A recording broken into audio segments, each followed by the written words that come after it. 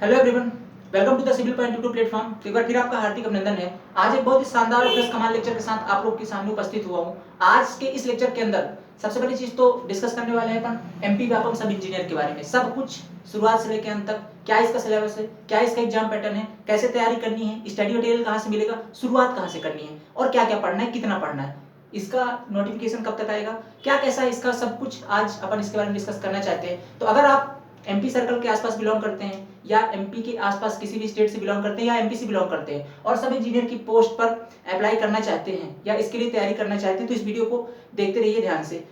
दोस्तों, lecture start करूं उससे पहले कुछ चीजें आपको बताना चाहता हूं। ये लेक्चर अभी लाने का मतलब क्या है? ये लेक्चर अभी लाने का मतलब ये है कि एमपी व्यापम के थ्रू जो ये वैकेंसी आती है सब इंजीनियर की, इसके लिए जो मिनिमम क्वालिफिकेशन होती है डिप्लोमा, अगर आपने पॉलिटेक्निक डिप्लोमा कर रखा है, मिनिमम क्वालिफिकेशन की बात कर रहा हूँ, मैक्सिमम आपने अगर बीटेक कर रखा है तो भी आप इसके लिए एलिजिबल है। ओके, तो पहली चीज, अभी व्यापम के थ्रू 2 साल से इससे वैकेंसी नहीं आ रही थी। एमपी सब इंजीनियर की वैकेंसी 2019 और 2020 में नहीं आई थी, इससे पहले आई थी केवल 2018 के अंदर। ठीक है, अभी तक नहीं आई थी।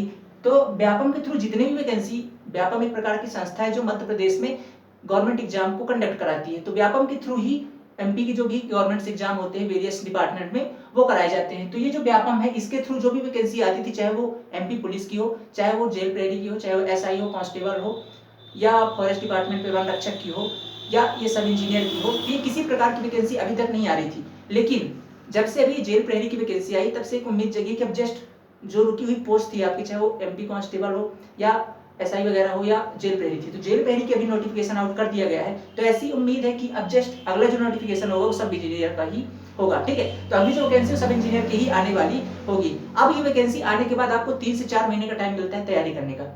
वैकेंसी आने के बाद फॉर्म भरने से लेके पेपर तक की जो बीच का टेन्योर होता है वो लगभग 4 महीने का होता है और इसका सिलेबस थोड़ा सा वास्ट है, तो आपको अभी से प्रिपरेशन करनी स्टार्ट कर देनी होगी। ठीक है, तभी आप एग्जाम पे अच्छा कर पाओगे, क्योंकि इस बार 2 साल लेट होने के कारण जो 2 साल के स्टूडेंट्स थे और जो इस बार फाइनल ईयर पे हैं वो भी अब इसके लिए एलिजिबल होंगे, क्योंकि ये कोरोना के कारण पेपर आपका लेट हो रहा है, तो इनके भी डिप्लोमा कंप्लीट हो जाएंगे, बीटेक कंप्लीट हो जाएंगे। ओके ना, तो मतलब आपका कंपटीशन और डबल होने वाला है, आपको और अच्छी तैयारी करनी पड़ेगी। तो उसके लिए आपको अभी से प्रिपरेशन अपनी स्टार्ट करनी पड़ेगी। तो क्या आपकी स्ट्रेटजी रहनी चाहिए, आपको स्टार्टअप कहाँ से करना है, किस तरीके से पढ़ना है, उस पर अपन बात करेंगे। तो देखो दोस्तों, चलो लेक्चर स्टार्ट करते हैं। चैनल पर नए सब्सक्राइब जरूर करना और हाँ, अच्छा लगे ना तो दोस्तों तक शेयर जरूर करना। ओके, चलिए लेक्चर को स्टार्ट करते हैं। तो पहली चीज समझो दोस्त सिलेबस के बारे में। ठीक है, तो एमपी व्यापम का जो सिलेबस है इसके अंदर टोटल 200 नंबर का पेपर होता है। एक पेपर होता है, कोई माइनस मार्किंग नहीं है, केवल 200 नंबर का पेपर होता है। ठीक है, 200 मार्क्स का एक पेपर होता है जिसके अंदर ये 2 पोर्शन में बटा होता है आपका। ठीक है, ये 2 पोर्शन के अंदर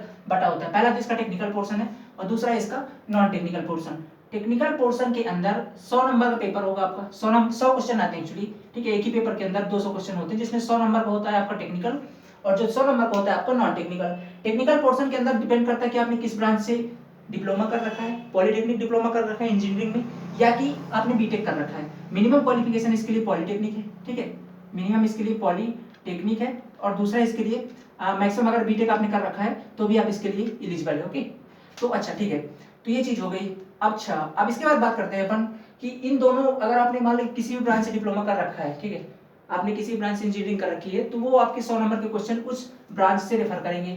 बाकी के जो 100 नंबर का नॉन टेक्निकल पोर्शन है ये आपका पूछा जाता है। नॉन टेक्निकल पोर्शन के अंदर की 7 पार्ट, एक्चुअली 7 सब्जेक्ट को इंक्लूड किया गया है। उसके अंदर आपकी Hindi, English, science, math, reasoning, GK और कंप्यूटर। इनके जो मार्क्स हैं आप देख सकते हो, हिंदी आती है 14 नंबर की 14 क्वेश्चन, इंग्लिश आती है 14 मार्क्स की, साइंस भी 14 की, मैथ आती है 50 की, ओके 15 की सॉरी, रीजनिंग आती है आपकी 14 मार्क्स की, जीके आती है 15 की और कंप्यूटर आपका आता है 14 मार्क्स का। तो इस तरह से आपका नॉन टेक्निकल पोर्शन 7 सब्जेक्ट के अंदर बटा हुआ है। यहाँ से आपके 100 क्वेश्चन आते हैं, बाकी जो 100 क्वेश्चन आपके टेक्निकल पोर्शन से आते हैं। तो ये कुछ इसका ऐसा करके सिलेबस रहता है, थोड़ा सा वास्ट सिलेबस है क्योंकि आपको 7 सब्जेक्ट यहाँ से पढ़ने हैं और पूरा का पूरा आपका नॉन टेक्निकल पढ़ना है। देखो दोस्तों, अगर मैं एक चीज समझता हूँ कि अगर आप इसकी तैयारी कर रहे हो तो इससे पहले आपने अभी राजस्थान जेई की जो वैकेंसी आई उसका भी फॉर्म फिलअप किया होगा।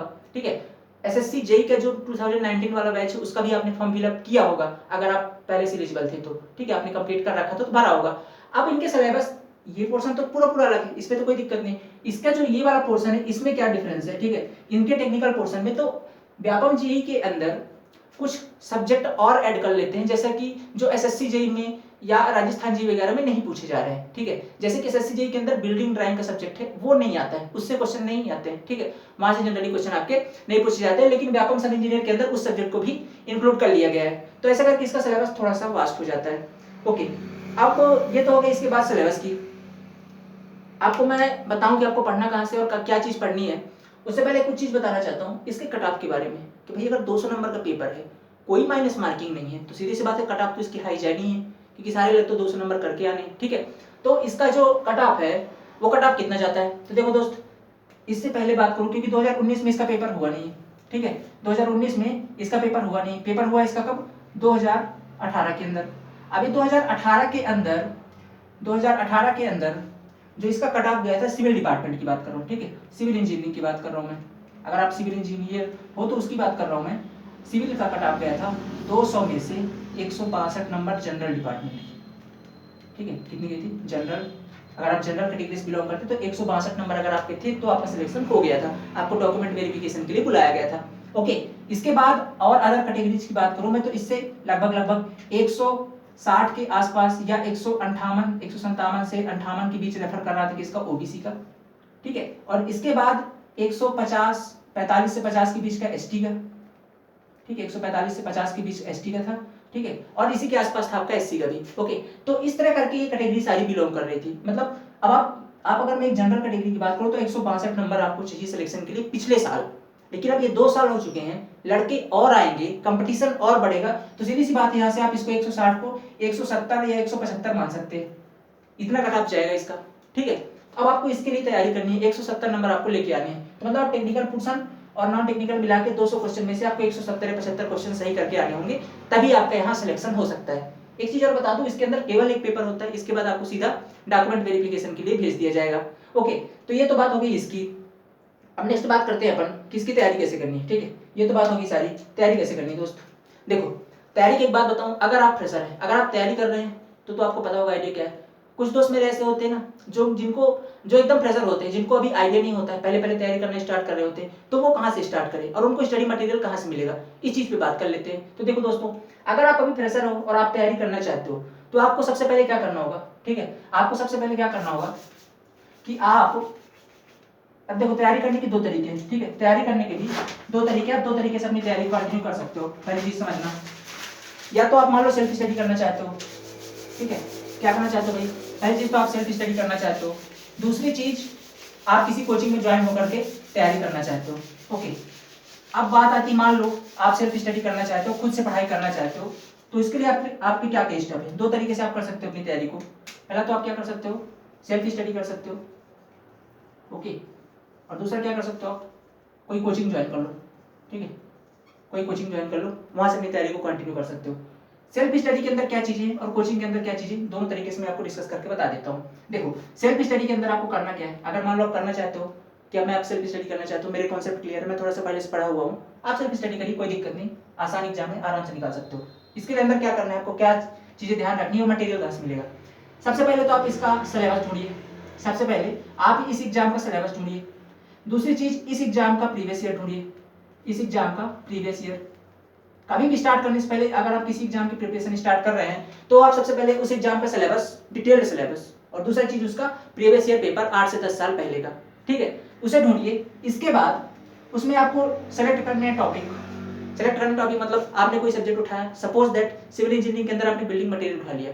अब उसके अंदर आपने देखा कि सीमेंट टॉपिक उठाया, सीमेंट के अंदर देखा कि क्वेश्चन कहाँ से आ रहे हैं, और फिर आपने एक बार पूरा पेपर को ऐसे एनालाइज कर लिया कि कौन कौन से टॉपिक इंपॉर्टेंट है, कहाँ से क्वेश्चन आ रहे हैं, ये सारा कुछ आपने एक बार एनालाइज कर लिया।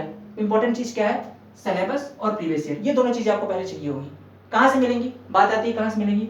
सिलेबस आप उसकी ऑफिशियल वेबसाइट से डाउनलोड कर सकते हो, प्रीवियस ईयर पेपर भी आप ऑफिशियल वेबसाइट से डाउनलोड कर सकते हो। और अगर आपको ये वहाँ नहीं मिल रही है, सिलेबस की बात, प्रीवियस ईयर पेपर की बात कर रहा हूँ, तो आप हमारे व्हाट्सएप नंबर पे मैसेज कर सकते हो हमको, हम आपको सारा जो भी प्रीवियस ईयर पेपर है आपको प्रोवाइड कर देंगे। 8 से 10 से 15 साल और भी अदर एग्जाम में जो क्वेश्चन आ रहे हैं वो भी सारा पीडीएफ के फॉर्म में प्रोवाइड कर देंगे, ठीक है। नंबर मैं आपको लास्ट में दे दूंगा। तो ये हो गया। अच्छा, अभी एक बार आपने सिलेबस को पूरा एनालाइज कर लिया, इसके बाद आपने अगर पॉलिटेक्निक किया हुआ है तो जो वहाँ पढ़ाई करी थी, अगर आपने बहुत अच्छे से पढ़ाई करी थी तो आपके नोट्स होंगे, नोट्स उठाइए। अगर आपने अच्छे से पढ़ाई नहीं की, क्यूबी से पढ़ाई की, तो उसको मत टच करिए। आपको क्या करना है, सिंपली बुक लेके आनी है अच्छी, या कि कोई बुक परचेज कर लेनी चाहिए, हाँ, सब्जेक्ट से रिलेटेड, जैसे बिल्डिंग मटेरियल की तो कोई अच्छी बुक ले ली, आरसीसी की तो कोई अच्छी बुक ले ली। बुक लेने के बाद सिलेबस को देखना है, सिलेबस का एक टॉपिक उठाना है, उसको पढ़ना है बुक से, बुक में जाकर ढूंढना है, उसको पढ़ना है, और फिर उस टॉपिक से आए हुए प्रीवियस ईयर क्वेश्चन करने हैं, ठीक है। उस टॉपिक से आए हुए विभिन्न एग्जाम्स के अंदर, अब वो एग्जाम्स क्या हो सकते हैं, एग्जाम जैसे सबसे पहले तो आपको इसी व्यापम जेईई के अंदर देख लो, व्यापम जेईई के अंदर कौन से क्वेश्चन आया हुआ है। दूसरा चीज, अलग अलग स्टेट के अंदर जो जेईई होते हैं, जैसे राजस्थान जेईई हो गया, उत्तराखंड जेईई हो गया, बिहार जेईई, ऐसे करके अलग अलग स्टेट के अंदर, अदर स्टेट, ठीक है, अदर स्टेट के अंदर जो भी पेपर में आए हुए क्वेश्चन उनको करना है। देन इसके बाद आपको एसएससी जेईई का क्वेश्चन करना है, ठीक है। देन इसके बाद आपको एसएससी जेईई, ये सारे प्रीवियस ईयर आप कर लीजिए बढ़िया से। इसके बाद अगर इनमें कोई डाउट आता है तो फिर जाके थ्योरी को एक बार पढ़िए और इसको फिर रिव्यू कीजिए। जब भी आप पढ़ें, अपनी थ्योरी को पढ़ें, शानदार चीज बता रहा हूँ सुनिएगा, जब भी आप थ्योरी को पढ़ें अपने साथ एक हाइलाइटर जरूर रखें, 20-25 रुपए की आती है, काम की चीज है, हाइलाइटर जरूर रखें। हाइलाइटर से होगा क्या कि आप जो चीजें पढ़ रहे हैं ना, आपको जो चीज इंपॉर्टेंट लग रही है, इंपॉर्टेंट मतलब कैसे कि जो चीज प्रीवियस ईयर में आई हुई है, उन चीजों को आपको हाईलाइट करना है, ठीक है, उन चीजों को आपको हाईलाइट करना है। और इसके बाद हाईलाइट क्यों करना है, क्योंकि आपको वो चीज रिवीजन में काम आएगी। रिवाइज आपको जब एक बार रिवाइज करोगे सब्जेक्ट को तो पूरा बुक आप नहीं कर पाओगे लास्ट टाइम पे, तो आपको काम आएगी। अदरवाइज एक चीज और क्या कर सकते हो आप, जो चीजें प्रीवियस ईयर से रिलेटेड हैं, उससे आसपास क्वेश्चन आए हुए हैं, तो उसके आसपास के कॉन्सेप्ट को एक नोट्स में करते जाना है, नोट करते जाइए आप, और फिर उसको रिवाइज कर लीजिए, ठीक है। तो ऐसे करके आपको सारा सब्जेक्ट कवर करना है, टेक्निकल पोर्शन का। क्लियर बात।